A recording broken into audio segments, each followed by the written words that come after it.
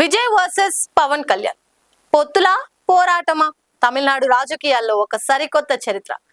ఎవరి సాయం లేకుండా ఏ పార్టీతో పొత్తు పెట్టుకోకుండా సింగిల్ గా బరిలోకి దిగి కోటను కొల్లగొట్టాడు దళపతి విజయ్.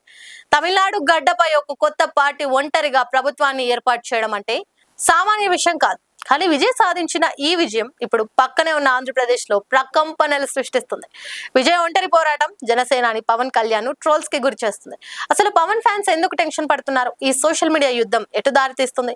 తమిళనాడులో విజయ్ తన టీవీకే పార్టీని ప్రకటించినప్పటి నుండి ఒకటే మాట మీద నిలబడ్డారు.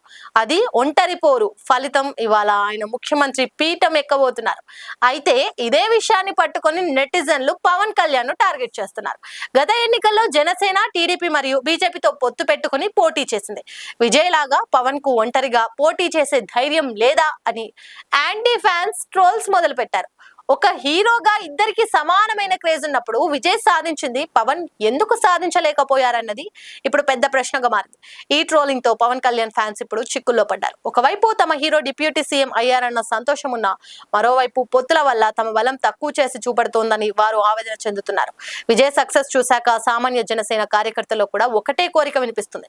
వచ్చే ఎన్నికల్లో అయినా మన నాయకుడు సింగిల్ గా రావాలి, నువ్వు సింహంలా ఒక్కడివే రా, నీ వెనక మేమంతా ఉంటామని ఫ్యాన్స్ సోషల్ మీడియాలో వేడుకుంటున్నారు. అటు విజయ్ ఫ్యాన్స్ కామెంట్స్ కి సమాధానం చెప్పలేక, ఇటు తమ మనసులో ఉన్న కోరికను ఆపుకోలేక పవన్ ఫ్యాన్స్ సతమతం అవుతున్నారు. కానీ ఇక్కడ మనం గమనించాల్సింది ఒకటే, పవన్ కళ్యాణ్ లక్ష్యం కేవలం అధికారం మాత్రమే కాదు, ప్రభుత్వ వ్యతిరేక ఓటు చీలకుండా ఉండడమే ఆయన వ్యూహం. ఈ వ్యూహమే ఆయన్ని కింగ్ మేకర్ గా చేస్తుంది. లైక్ చేయండి, షేర్ చేయండి, సబ్స్క్రైబ్ చేయండి. మరిన్ని వీడియోల కోసం బెల్ సింబల్ పై క్లిక్ చేయండి.